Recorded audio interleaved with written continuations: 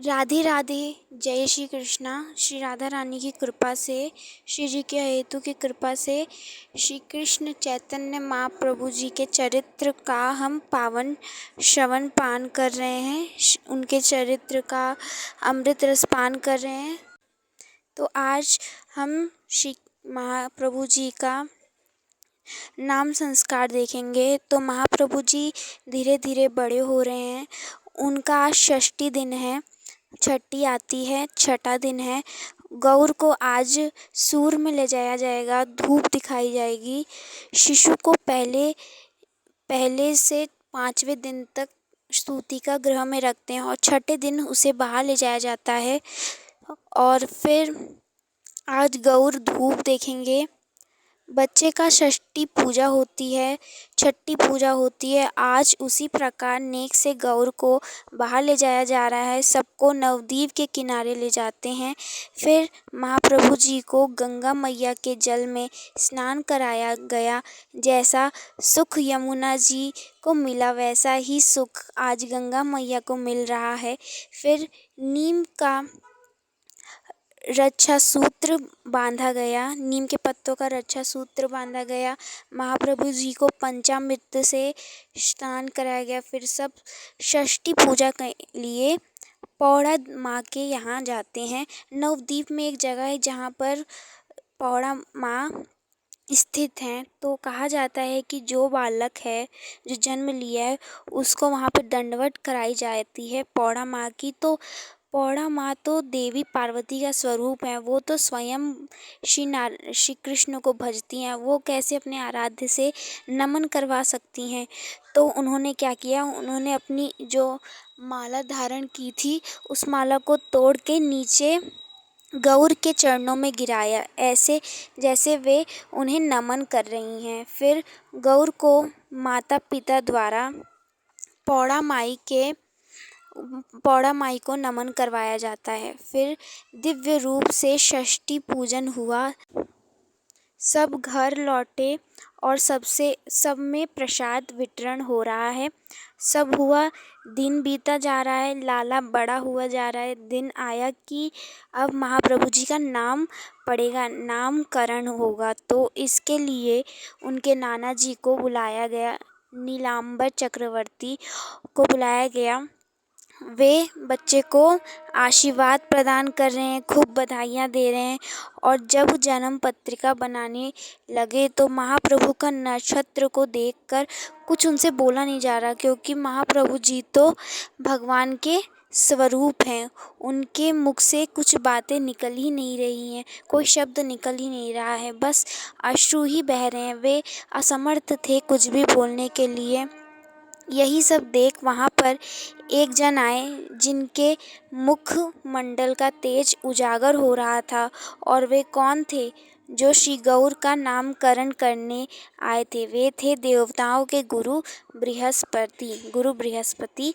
वे आए थे श्री गौरांग का नामकरण के लिए।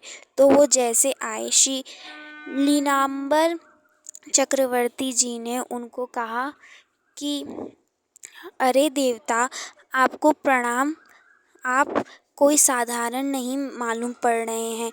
आपके मस्तक की कांति बता रही है कि आप कोई सज्जन हैं। फिर कहते हैं कि आप ही इस बालक का जन्म पत्रिका बनाइए। मैं बनाने में असमर्थ हूँ। तो गुरु बृहस्पति ने जन्म पत्रिका बनाई और नाम संस्कार किया और बोलते हैं, हे जगन्नाथ मिश्र जी, आपका बालक इतना तेजस्वी है कि मैं खुद धन्य हो रहा हूँ। इसके बहुत नाम होंगे, गौरांग, गौर, श्री कृष्ण चैतन्य महाप्रभु भी इसका आगे चल के नाम होगा। परंतु वेदों के अनुसार इसका नाम विश्ववंभर है।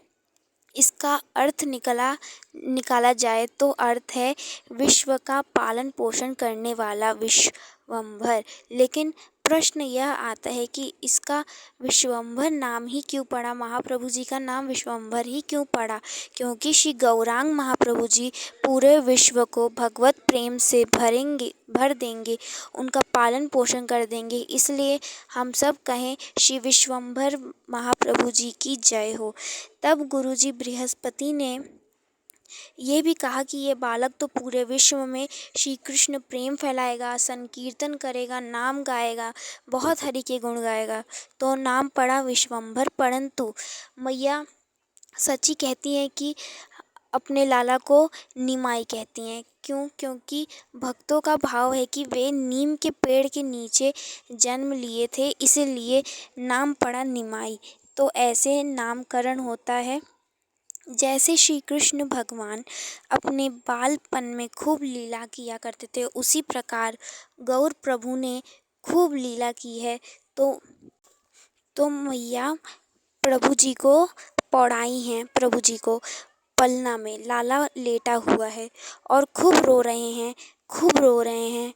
मैया दुग्ध पान करा रही हैं, लेकिन लाला चुप नहीं हो रहा। फिर कोई कहा कि इसे मीठा खिलाओ, तो कोई कहता है कि इसे संदेशा खिलाओ। संदेशा बंगाल की मिठाई है कि ये खिलाओ। कुछ फल खिलाओ, केला खिलाओ, कोई कहता है दही चटाओ, कुछ चटाओ। कोई कहता है नज़र लगी है, उसे नज़र झड़वाओ। तो कोई कहता है उसका पेट भर गया है, अब उसे मत खिलाओ। फिर शिवास पंडित की धर्म पत्नी आ गई, श्री मालिनी देवी। फिर श्री सची मैया की बहन आ गई। फिर श्री अद्वैत प्रभु जी की धर्म पत्नी अर्धांगिनी श्री सीता देवी आ गई। वो गौर को बहुत मानती थी। वे कभी गौर के लिए पायल लाती, तो कभी करधनी, तो कभी कुछ ना कुछ तो वह जरूर लाती थी। सीता देवी तो हर समय लाला के पास ही रहना चाहती थी और उनका घर शांतिपुर था।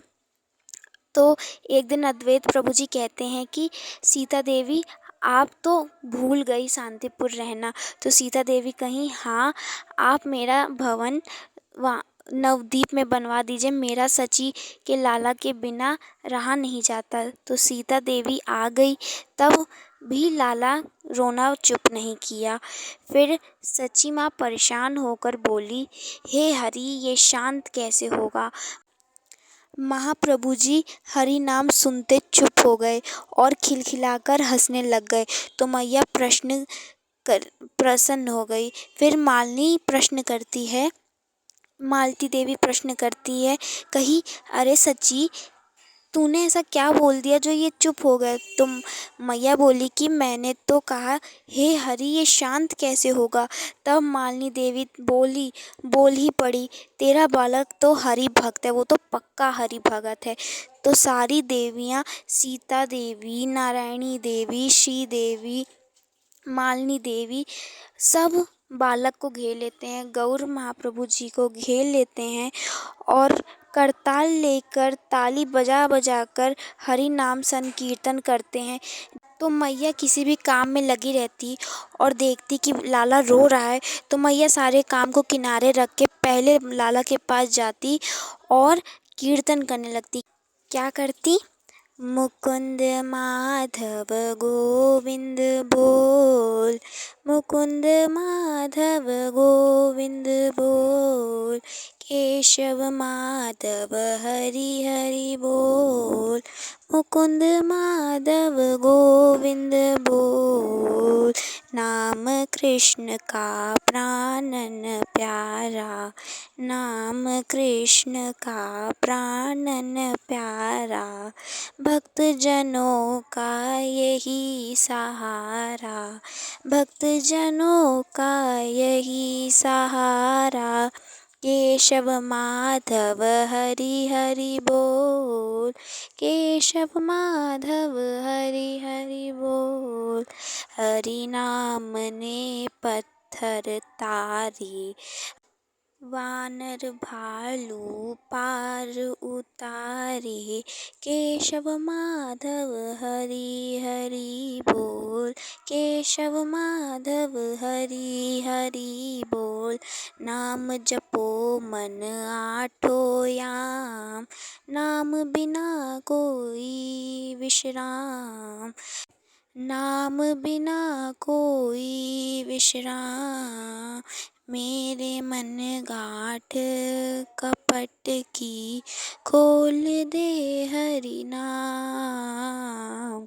मुकुंद माधव गोविंद बोल, मुकुंद माधव गोविंद बोल, केशव माधव हरि हरि, केशव माधव हरि हरि।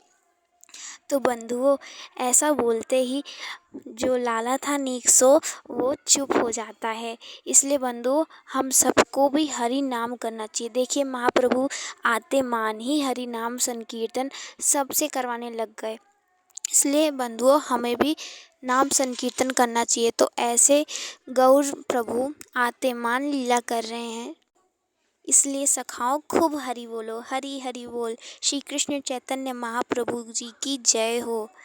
आज के लिए इतना ही। श्री जी की कृपा से हम कल फिर श्री कृष्ण चैतन्य महाप्रभु जी के पावन चरित्र का रसपान करेंगे। लाडली जो की कृपा से आज यहीं पे अंत करते हैं। राधे राधे, जय श्री कृष्ण।